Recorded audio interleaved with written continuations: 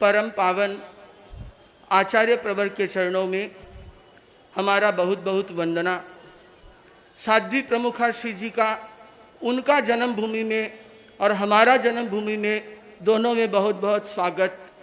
उपस्थित मुख्य नियोजिका जी, मुख्य मुनि जी, साध्वी वरिया जी, साधु साध्वियाँ, आप सबका भी हमारा कलकत्ता में बहुत बहुत हम स्वागत करता है। भाइयों बहनों, ये कलकत्ता हमारा जन्मभूमि है। हम यहीं पे जन्मा था तो हमारा हिंदी भी यहाँ आके वैसा ही हो जाएगा जैसा यहाँ पे सीखा था। आज से 27 साल पहले जब हम दीक्षा लेकर के गुरुदेव के पास आया था तब ऐसे ही बोलता था। उसके बाद तो जो कुछ भी सीखा है वो सब यहाँ पे सीखा है। तो गुरुदेव, आज हम आपका हमारा शहर में कलकत्ता में बहुत बहुत स्वागत करता है और हमको बहुत बहुत खुशी है कि आप हमारा कलकत्ता में आया है। एक बात गुरुदेव बोलना चाहूँगा, आपको निवेदन करना चाहूँगा कि गुवाहाटी में 1000 घर थे तो आपने उन लोगों को एक ठो चौमासा दिया। कलकत्ता में 6000-7000 घर है तो यहाँ तो कम से कम 6 ठो 7 ठो चौमासा तो मिलना ही चाहिए। एक ठो चौमासा से इतना बड़ा शहर कैसे काम चलेगा? हावड़ा जैसा अकेला गुवाहाटी के बराबर है, दक्षिण कलकत्ता अकेला गुवाहाटी के बराबर है, पूर्वांचल अकेला गुवाहाटी के बराबर है और पूरा कलकत्ता को मिला के केवल एक ठो चौमासा। इतना कमती समय से काम नहीं चलेगा, थोड़ा बेसी समय कलकत्ता के लिए निकालना होगा। गुरुदेव, आज आप लोग जब आप हावड़ा ब्रिज से आ रहा था आपने तो शायद पीछे मुड़ के नहीं देखा, पर यदि पीछे मुड़ के देखते तो आपको पूरा हावड़ा ब्रिज ऐसे लगता जैसे कोई कलकत्ता का खंगड़ा पट्टी, पगिया पट्टी, चीनी पट्टी, सूता पट्टी, ढाका पट्टी जैसा हो। चलने का जगह नहीं, पूरा हावड़ा ब्रिज आचार्य महाश्रमणमय बन चुका था। तो ये तो कलकत्ता का स्वागत समारोह था जिसको बोलता है कि ये तो केवल झांकी है, चातुर्मास बाकी है। तो गुरुदेव, कोलकाता में कोलकाता वालों ने आपका स्वागत किया। ये कोलकाता एक अलग तरह का शहर है, वैसा शहर नहीं है जैसा दिल्ली या बॉम्बे हुआ करता है, चेन्नई होता है, बेंगलोर होता है, वैसा कोलकाता नहीं है। कोलकाता है सिटी ऑफ जॉय।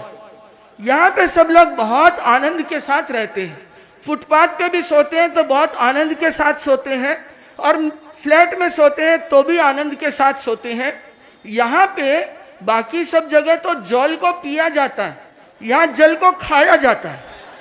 कोई जल नहीं पीता, यहाँ जल खाते हैं। तो ये शहर ही अपने आप में अलग तरह का है।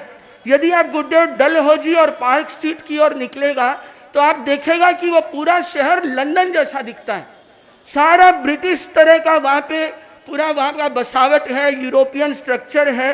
तो ऐसे लगेगा जैसे कोई विदेश यात्रा के दौरान लंदन में आ गया है। और यहाँ कलकत्ता का तो बहुत चीज फेमस है। ट्राम अब कलकत्ता में ही चलता है, बाकी सब जगह बंद हो गया। आज भी बूढ़ा डब्बा की तरह आवाज करता हुआ सड़क पे चलता है जिसे कोई भी आदमी हाथ दे के रोक सकता है, आराम से सड़क पार कर सकता है। वो ट्राम सिर्फ कलकत्ता में है। यदि आदमी हाथ से हाथ रिक्शा चलाता हो तो वो सिर्फ कलकत्ता में है। और गुरुदेव, कल हम आपसे एक दिन पहले कलकत्ता आ गया था तो हम यहाँ के जब गली से निकल रहा था खंगड़ा पट्टी ओर से, तो हम देखा कि यहाँ पे वो ठेला गाड़ी मिलेगा जो बोलता था हैशा, जोर लगा के हैशा, पर यहाँ ऐसा कुछ भी नहीं मिला।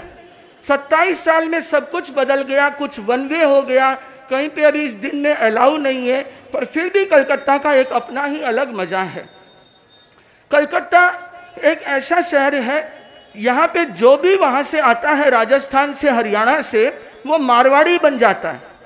उसका कोई ना तो ओसवाल होता है, न अग्रवाल होता है, न तेरापंथी, न स्थानकवासी। उसका एक ही पहचान बचता है कि ये मारवाड़ी है। और गांव की तरह आज भी यहाँ पे मारवाड़ की लोग रहते हैं, क्योंकि बाकी जितना शहर है, दिल्ली हो, बॉम्बे हो, वहां पे किसी आदमी को कोई लेना देना नहीं है। मेरे पास वाला फ्लैट में कौन क्या करता है कोई मतलब नहीं है, पर यहाँ कलकत्ता में, पूरा कलकत्ता में कौन क्या कर रहा है सबको लेना देना है। आप देखेगा सुबह सुबह विक्टोरिया के बाहर जाएगा तो वहां चाय के अड्डा पे वैसे ही बैठता है जैसे बीकानेर में, सरदार शहर में, चूरू में पाटा पे बैठ के चौपाल करते थे, वैसे ही यहाँ चाय का अड्डा पे बैठ के पूरा शहर का चर्चा करते हैं। तो ये गांव जैसा एक शहर है जो अपने आप में एक अलग ढंग का शहर है। और यहाँ का 7 चीज बहुत फेमस है। 7 ठो चीज ऐसा है जो हर आदमी जानता है कि कलकत्ता जैसा दूसरी जगह नहीं मिलेगा।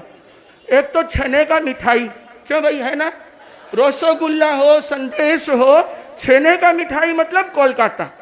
मिष्टी दही, मिष्टी दही और कहीं पे है नहीं है। तीसरा यहाँ का झालमुड़ी, झालमुड़ी जैसा यहाँ पे वैसा पूरा हिंदुस्तान में नहीं है। चौथा चीज शादी का कपड़ा, शादी का किसी का भी शादी हो, कहीं पे भी हो, चाहे गोवा करो चाहे बैंकॉक करो, कपड़ा कलकत्ता से जाएगा। पांचवा यहाँ का तिलचट्टा भी बहुत फेमस है, वो कहीं पे भी नहीं है। एक के घर में 100-150 तिलचट्टा पुराना मकान में मिलना कॉमन बात है। छठा चीज यहाँ अफवाह बहुत फेमस है। कोई भी चीज की अफवाह कभी भी उड़ा सकते हैं और कौन उड़ाया किसी को पता नहीं चलेगा। सातवां यहाँ का राजनीति, सही है ना भाइयों, कलकत्ता का राजनीति बहुत फेमस है। चाहे वो कहीं का हो, पॉलिटिक्स पार्टी का हो, चाहे समाज का हो भी क्यों नहीं। हर गांव में 4 लीडर होता है, चाहे वो लाडनू हो, सुजानगढ़, छापर, चाड़वास, बीदासर, डूंगरगढ़, मोमासर, राजलदेसर, रतनगढ़, सदाशहर, चूरू, सब का सब यहाँ के बैठ गया। तो यहाँ तो होना ही है। तो ये कलकत्ता इन 7 चीजों के लिए बहुत प्रसिद्ध है। और गुरुदेव, आप कलकत्ता में आज महासभा भवन में आए हैं तो हमको तो याद आ रहा था, आप कालिदास का एक श्लोक बोलते हैं कालिदास के बारे में कि अभिज्ञान शाकुंतलम, यदि कालिदास का जितना भी रचना है, साहित्य है, उसमें सबसे कोई प्रसिद्ध है तो वो है अभिज्ञान शाकुंतलम। और अभिज्ञान शाकुंतलम में सबसे सुंदर कोई है तो वो है 4था सर्ग, और उसमें यदि सबसे महत्वपूर्ण कोई है तो 4 श्लोक। तो वैसे ही तेरापन धर्म संघ में यदि श्रद्धा के मामले में, घर के मामले में सबसे कोई महत्वपूर्ण जगह है तो वो है कलकत्ता, और कलकत्ता में सबसे कोई महत्वपूर्ण जगह है तो वो है बड़ा बाजार, और बड़ा बाजार में कोई महत्वपूर्ण जगह है तो वो है महासभा भवन। ऐसा कोई आदमी कलकत्ता का नहीं होगा जो कभी न कभी महासभा भवन में नहीं आया होगा। ये महासभा भवन है, इसको आप धर्म का केंद्र बोल सकता है। हजारों लोग, लाखों लोग यहाँ आके धर्म का प्रेरणा लिया है। और तो और समाज में आधा कलकत्ता का सगाई इसी भवन में हुआ है। व्याख्यान के बाद में आधी घंटा तक ये जितना भाई लोग हैं ये सब आपस में सिर्फ सगाई का काम करते हैं। ऐसा हमने तो देखा है, छोटा था तब तो वह आधी घंटे में ही सबकी सगाई हो जाती थी वहीं पे। और तो और आधा कलकत्ता का उठावना भी यही हुआ है। रोज यहाँ उठावना का नियम है जिसमें सब इकट्ठे होते हैं। तो ये तो वो वैसा केंद्र है जहाँ एक जगह आने से ही पूरा कलकत्ता का काम हो जाता है। गुरुदेव, हम आज से 27 साल पहले इस कलकत्ता को छोड़ा था। हम नौपानी स्कूल में पढ़ता था। और वैसे भाइयों एक बात बता दूं, संत तो बहुत खड़े होंगे यहाँ भाषण देने के लिए, स्वागत करने के लिए, पर कलकत्ता में जन्मा हुआ हम केवल एक ही आपके साथ में, और कोई भी नहीं है। धर्मरुचि जी स्वामी चूरू में जन्मे हैं, योगेश मुनि मद्रास में जन्मे हैं, कोई हावड़ा जन्मा है, कोई लिलुआ जन्मा है, कोई रिसड़ा जन्मा है, कोई बेलूर जन्मा है। कलकत्ता में जन्मा हुआ हम एक ही है। और कल हम जाके भी आया था जहाँ जन्मा उस नर्सिंग होम में, वो यही कलकत्ता का बड़ा बाजार में है। तो गुरुदेव, हम आपका स्वागत करता है। आज से पहले जब हम आपको देखने लाडनू जाता था तो हमको याद है, हम और हमारा भाई दोनों जाते थे जिस समय, संसार पक्षी भाई, तो ट्रेन में बैठ के हम लोग मोर देखते थे, क्योंकि यहाँ तो कोई मोरनी दिखता नहीं है। मोर छोड़ो, यहाँ गुरुदेव गाय भी नहीं दिखेगा गौशाला के सिवाय।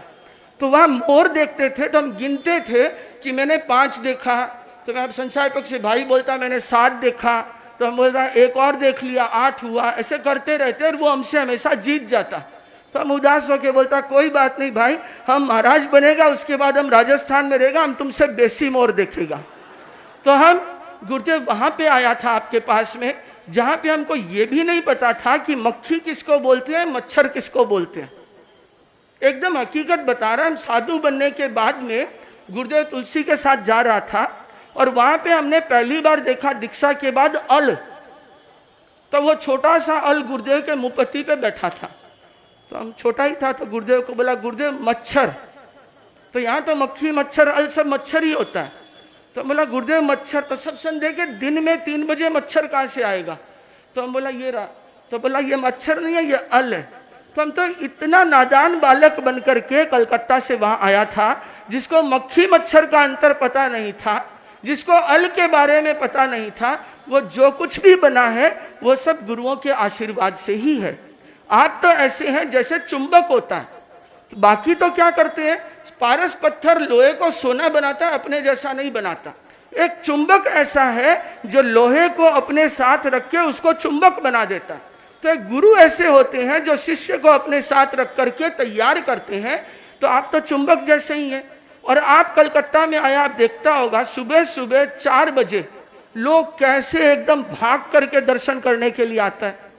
शाम को 6:50 होता है, तो सैकड़ों लोग लाइन में ऐसे टूट पड़ता है, पर दर्शन नहीं होता। तो गुरुदेव हम आपको निवेदन करेगा कि कलकत्ता में तो इतना श्रद्धालु लोग हैं, तो आप चरण स्पर्श का थोड़ा सा टाइम बढ़ा दीजिए। कम से कम 1-2 घंटा टाइम तो होना ही चाहिए कि कलकत्ता वाले एक बार तो चरण स्पर्श दिन में कर ही सके। तो गुरुदेव आप यहाँ पे आए हैं और पूरा कलकत्ता अभी केवल 2 ही रंग में रंगा हुआ है। आप नजर दौड़ाइए कहीं भी, पूरा कलकत्ता में एक तो ब्लू एंड व्हाइट जो ममता दीदी ने किया है, कहीं भी जाइए सब चीज को लाल को ब्लू एंड व्हाइट कर दिया, और दूसरा रंग महाश्रमण का रंग। तो पूरा कलकत्ता आचार्य महाश्रमण के रंग में रंगा है। जो देखो जिधर आचार्य उधर ही सब लोग जा रहा है। तो गुरुदेव ऐसा कलकत्ता में आपका चतुर्मास होने जा रहा है। राजार हाट में आपका चतुर्मास होगा। भाइयों याद रखना, ऐसा का ऐसा उत्साह अपने को राजार हाट में दिखाना है कि गुरुदेव का मन हो जाए कि जैसे एक बार सिरियारी का चौमासा पोस्टपोन करके 1 साल आगे सिरकाया था, वैसे ही चेन्नई, बेंगलोर, हैदराबाद भी 1-1 साल आगे सिरका दे। तो गुरुदेव ये कलकत्ता तो आंदोलन का जगह है, या नारा लगाना हो तो लोग हमेशा तैयार होते हैं। मैं कहना चाहूंगा बेसी बेसी समय देबो होबेर।